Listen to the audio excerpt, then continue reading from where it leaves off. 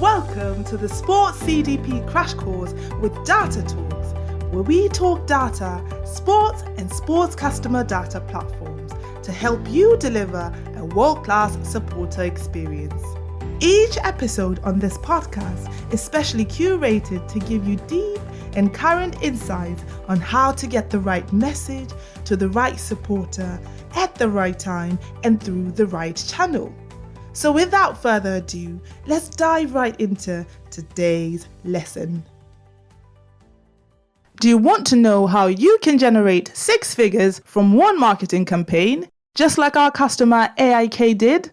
Then you have come to the right place, because today we are going to be learning about how you can grow your contact database. We will look at one very powerful way you can grow your contact database today. Anyone can get started right away. Whether you're a small sports organization with limited resources or you're a world-famous sports club with a limitless amount of resources, listen to the very end so you come away one step closer to 6 figures for your own sports organization. Growing your contact database has become increasingly important nowadays. In recent months, many of us in the sports industry read about how Barcelona lost out on a higher sponsorship deal with Spotify because although they had about 300 million social media followers, they only had about 3 million contacts in their database, which is about only 1% of their total followership. From just this case alone, we learned that it is important to have a contact database and not just followers. And that the larger your contact database, the more revenue you're likely to make, especially in the way of sponsorships. But what is the difference between followers and contacts?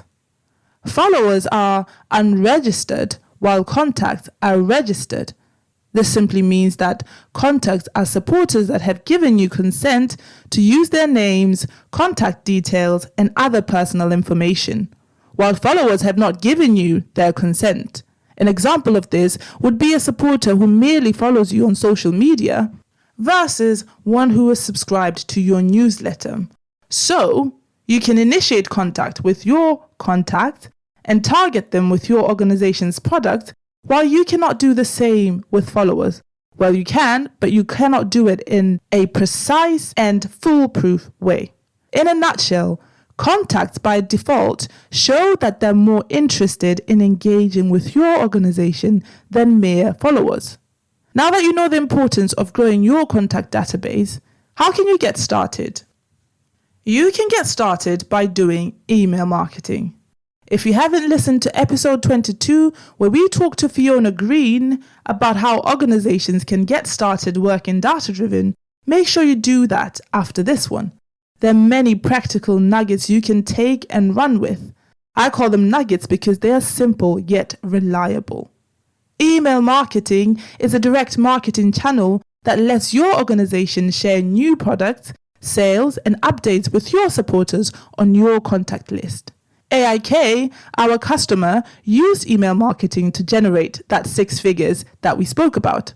AIK's goal was to get as many supporters as possible to buy season tickets, and in the space of 2 weeks, they had generated more than 600,000 euros from a campaign targeting only about 2% of their entire supporter database. That's how powerful email marketing can be when done right. What did AIK do that produced such powerful results?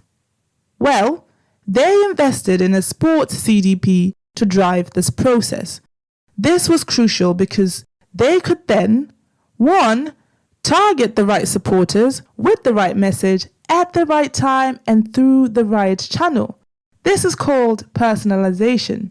Gone are the days of one-size-fits-all emails, and the CDP allowed them to be precise in their communications. Not only that, but they could then retarget the supporters that hadn't bought tickets. The CDP ensured that they knew exactly who had bought and who hadn't. This is so important because if not done well, emails can become a nuisance. Could you imagine getting an email asking you to buy a season ticket when you have already purchased one? But if you're thinking, hang on a minute, how do I get my supporters to give me their contact details so that I can grow my contact database? Well, you need to give your supporters something valuable enough. You can, for example, have a giveaway. Ask your supporters to sign up for a chance to meet their favorite player. Giveaways don't need to be mandatory or expensive. Offer discounts and vouchers, especially to your most loyal supporters. You can also have sign-ups on your platforms. For example, why not offer your supporters exclusive content if they become a channel member on your YouTube?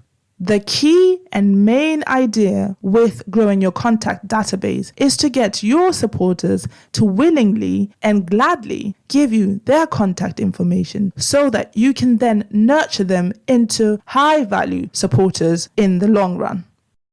If your goal is to deliver a world-class supporter experience at every game and you want to know how you can meet that goal and get started today, then visit our website at datatalks.sc and fill out our demo form to experience firsthand how we can help you. Or you can sign up for our masterclass or email list to get exclusive materials such as ebooks and case studies that will help you meet your goals better. Until next time, stay productive. Data Talks. We fill the stadium, you focus on the game.